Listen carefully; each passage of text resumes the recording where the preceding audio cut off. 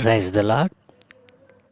ఈరోజు దేవుని వాగ్దానము కీర్తనల గ్రంథము 119వ అధ్యాయము 50వ వాక్యం. నీ వాక్యము నన్ను బ్రతికించి ఉన్నది, నా బాధలో ఇదే నాకు నెమ్మది కలిగించుచున్నది. ఆమెన్. ప్రభువునందు ప్రియ దేవుని జనాంగమా, మన ప్రభువును రక్షకుడైన యేసుక్రీస్తు ప్రభుల వారి దివ్యనామమున మీకు శుభములు తెలియచేస్తూ ఉన్నాను. మరొక నూతన దినాన్ని అనుగ్రహించిన దేవాది దేవునికే మహిమ, ఘనత, ప్రభావములు కలుగును గాక. ఆమెన్. ప్రియ దేవుని పిల్లలారా, ఈరోజు దేవుడు మనకిచ్చిన వాగ్దానము ఎంతో శ్రేష్టమైనది. నీ వాక్యము నన్ను బ్రతికించి ఉన్నది, నా బాధలో ఇదే నాకు నెమ్మది కలిగించుచున్నది. నా ప్రియ దేవుని పిల్లలారా, మనకు శ్రమ వచ్చినప్పుడు మనము అనేక శోధనల గుండా మనం ప్రవేశించిన ప్రయాణం చేస్తూ ఉన్నప్పుడు మనము అనేక మందిని ఆశ్రయిస్తూ ఉంటాము. ఈ లోకంలో ఉన్నటువంటి మనుషులను, ఈ లోకంలో ఉన్నటువంటి గొప్పవారిని, ఈ లోకంలో ఉన్నటువంటి ఈ శ్రమ తీయగలడు అనేటువంటి నమ్మకం కలిగినటువంటి ప్రతి వారిని మనం ఆశ్రయిస్తూ ఉంటాము. కానీ సమస్తమును సమకూడి మన జీవితంలో జరిగించుచున్నటువంటి ఆ దేవాది దేవుని దగ్గరకు మనము రాము. ఆయన వాక్యము మనకు జ్ఞప్తికి రాదు. ఎందుచేతననగా మనము ఆయనతో అంటుకట్టబడి లేము కాబట్టి. ఎప్పుడైతే మనము దేవుని యందు నిలిచి ఉంటామో, దేవునిని మన రక్షకునిగా కలిగి ఉంటామో, మనము మనుష్యులను ఆశ్రయించము. కానీ ఈ లోకములో మానవుడైనటువంటి మనిషి తనకు కలిగినటువంటి బాధలు తన పొరుగువాడో, తన ఏలికవాడో తీరుస్తాడనేటువంటి నమ్మిక కలిగి ఉంటాడు తప్ప వాక్యమై ఉన్నటువంటి దేవునిని సంప్రదించడం, దేవుని యొద్ద విచారణ చేయడం కానీ చేయడం లేదు. ఈ రోజున మన జీవితాలలో అనేక బాధలు, శ్రమలు సంభవించడానికి కారణం మన యొక్క క్రియలే. మన క్రియలు మంచివైతే శ్రమలు అనేటువంటివి మనకు రావు కదా. మానవుడు ఎప్పుడైతే వాక్యమై ఉన్నటువంటి దేవునిని ఆశ్రయించకుండా ఈ లోకముతో స్నేహం చేసి, లోకముతో కలిసి, లోకములో ఉన్న చెడ్డదానినంతటినీ ఆశ్రయించి వ్యర్థమైన వాటి మీద మనస్సు పెట్టి తన జీవితంలో అనేక శోధనలు, బాధలు కొని తెచ్చుకుంటూ ఉన్నాడు. అట్లాంటి వారితో దేవుడు చెప్తా ఉన్నాడు కదా, నీ బాధలో నెమ్మది కలిగించేటువంటిది నా మాట. నా మాట వింటే నీ శ్రమ పోతుంది. నీవు అనేక బాధలలో ఉన్నావా? విస్తారమైనటువంటి బాధ, శ్రమల గుండా, శోధనల గుండా నీవు ప్రయాణం చేస్తున్నావా?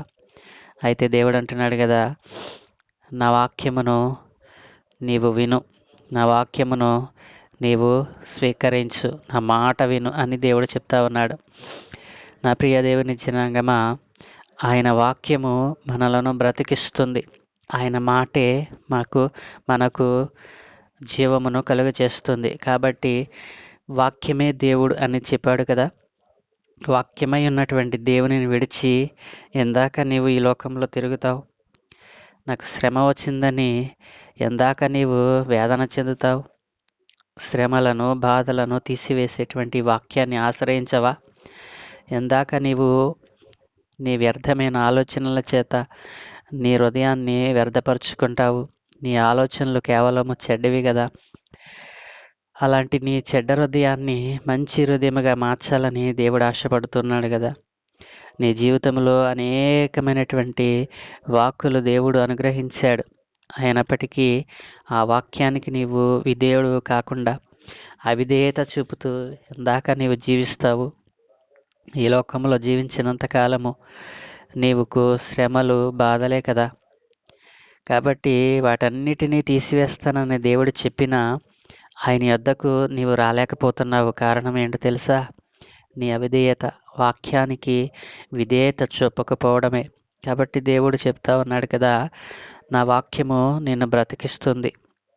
నీకు ఎలాంటి శ్రమ వచ్చినా, ఎలాంటి వ్యాధులైనా, ఎట్లాంటి రోగమైనా దానిని తీసివేసి నీకు నెమ్మది కలిగిస్తుందని దేవుడు సెలవిస్తా ఉన్నాడు. కాబట్టి ఈ దినాన నీ యొక్క ఉద్దేశ్యం ఏమిటి? నీ తీర్మానం ఏమిటి? ఎందాక నీవు ఈ లోకంతో స్నేహం చేసి నీ జీవితాన్ని వ్యర్థపరుచుకుంటావు? వాక్యమైనటువంటి దేవుని యొద్దకు రాలేవా? వాక్యము నీ యొద్దకు వస్తూ ఉంటే దానిని పారదోలుతూ ఉన్నావా? రాబో దినాలు కహడు భయంకరమైనటువంటి దినాలు రాబోతా ఉన్నాయి. వాక్యము కరువై వాక్యము మనకు అందకుండా పోయేటువంటి దినాలు మనం చూడబోతూ ఉన్నాం.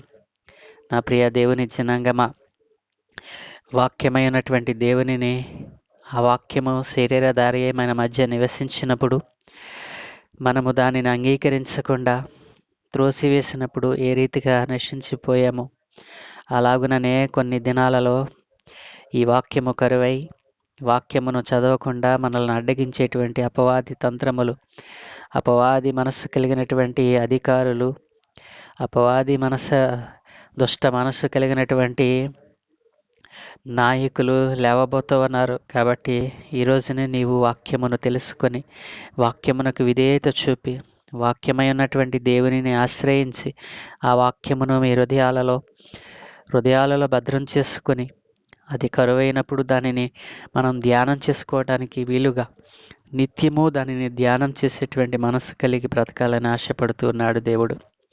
కాబట్టి వాక్యమైన దేవుడు, సజీవుడైన దేవుడు, పరిశుద్ధుడైన దేవుడు, ఈ లోకములో పాపమును తనకంటకుండా కాపాడుకున్నటువంటి దేవుడు, మనుష్యరూపిగా ఈ లోకానికి వచ్చిన మానవులలో ఉండేటువంటి మనిషిలో ఉండేటువంటి ఏ దోషమును తనలో ఉంచుకొనకుండా పరిశుద్ధమైన జీవితమును, నిర్దోషమైన మార్గమును ఏ రీతిగా నడవాలో మనకు కంటికి కట్టినట్లుగా చూపించి మనకు మాదిరి చూపినటువంటి ఆ దేవాది దేవుని యొక్క గుణలక్షణాలను మనం పొందుకొని ఆయన మాటలను వింటూ ఆయన వాక్యమునకు విధేయత చూపుతూ ఆయన మనకిచ్చినటువంటి వాగ్దానములను, ఆయన మనకిచ్చినటువంటి ఆజ్ఞలను మనం పాటించు ఈ లోకములో మనము పరిశుద్ధులముగా జీవించాలని ఆయన ఆశపడుతూ ఉన్నాడు.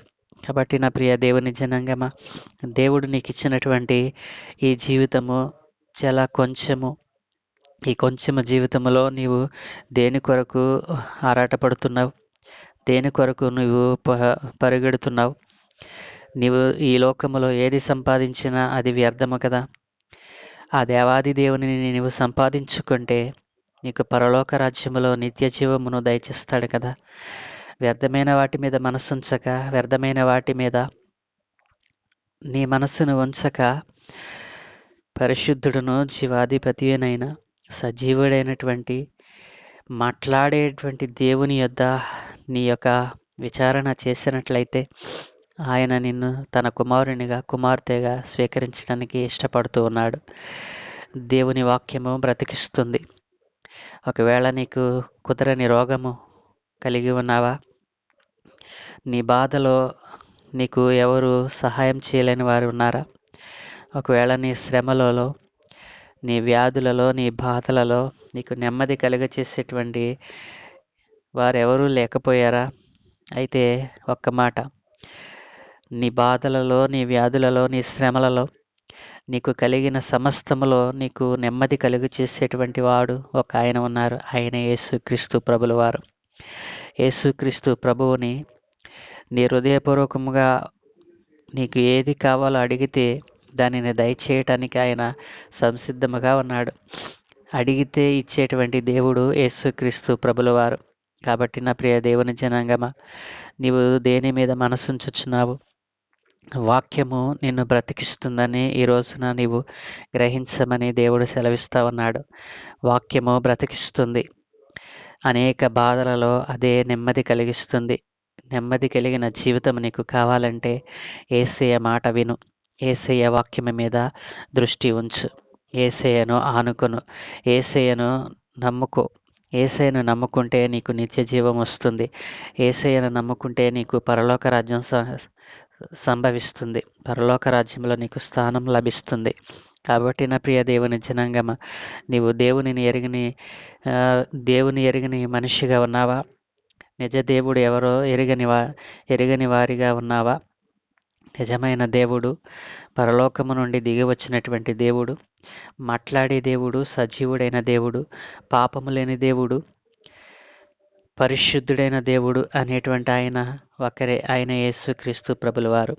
ఈ భూమి మీద ఉన్నటువంటి ఏ నామమున మనకు రక్షణ కలుగుదు గాని యేసుక్రీస్తు ప్రభుల వారి నామముననే మనము రక్షణ పొందగలము. కాబట్టి నా ప్రియ దేవుని జనాంగమా, నీ శ్రమలలో, బాధలలో, వ్యాధులలో నెమ్మది కలుగచేసి నిన్ను పరిపూర్ణమైన వ్యక్తిగా, పూర్ణమైనటువంటి విశ్వాస వీరునిగా తయారు చేయడానికి ఆయన ఇష్టపడుతూ ఉన్నాడు. ఈ రోజున నీవు చేయవలసిన పని ఏంటో తెలుసా? నీవు అంగీకరించిన ఆ వాక్యమును ఇతరులకు పంచిపెట్టాలి. నీవు తెలుసుకున్నటువంటి ఆ జ్ఞానమును, ఆ సత్యవాక్కును అనేకులకు పంచిపెట్టాలి.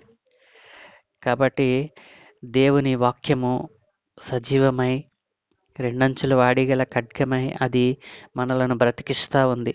దేవుని వాక్యమే మనలను సజీవులనుగా చేస్తుంది. కాబట్టి నా ప్రియ దేవుని జనాంగమా, వాక్యమే ఉన్న దేవునిని ఎరిగి మన జీవితంలో గొప్ప మేలులను, ఆనందమును పొందుకోవాలని దేవుడు ఆశపడుతూ ఉన్నాడు. ప్రార్థన.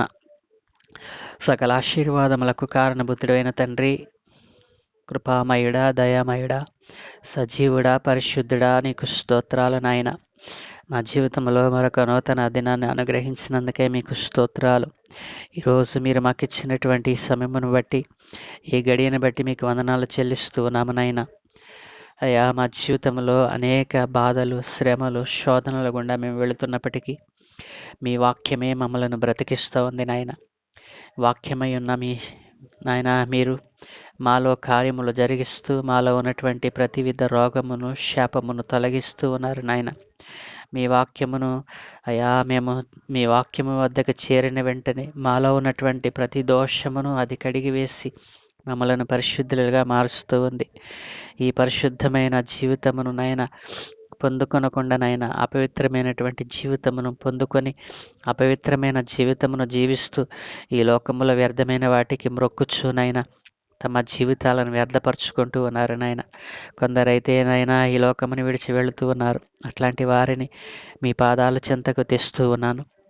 ఈ నామం ఎరిగిన వారు, నీ వాక్యమును ఎరిగినటువంటి వారు ఈ రోజున ఈ మాటలు వింటూ ఉంటే గనక వారి జీవితంలో నాయన ఇదిగో నీ వాక్యము బ్రతికించేదని, నీ వాక్యము బాధలలో నెమ్మదిని ఇచ్చేదని వారు గుర్తించి నీ వాక్యమునికి విధేయులే బ్రతికే కృపను అనుగ్రహించమని, ఎంతమంది అయితే నాయన ఇదిగో నీ వాక్యమునకు అవిధేయత చూపి బ్రతుకుచూ ఉన్నారు వారందరినీ నాయన మీ చేతులకు అప్పగిస్తూ వారి ఆత్మలను రక్షించమని, అయా నీవే రక్షకుడవని, పరిశుద్ధుడవని, అయా మాట్లాడే దేవుడవని, సజీవుడవని, అయా మాతో జీవించుచున్నావని గుర్తెరిగి నీ యందు విశ్వాసముంచి నిన్ను స్వంత రక్షకునిగా అంగీకరించేటువంటి ప్రతి ఒక్క బిడ్డను మీరు దీవించి ఆశీర్వదించి నీ నామములోనికి వారిని తీసుకుని రమ్మని, అయా ఈ దినము మేము చేయు ప్రయత్నములను సమస్తమును అయా నీవు స్వాధీనం అందించుకొని నీ దూతల కాపుదల అనుగ్రహించి నీవే మహిమ పొందుకోమని యేసు నామములో అడుగుచున్నాము తండ్రి. Amen, amen, amen.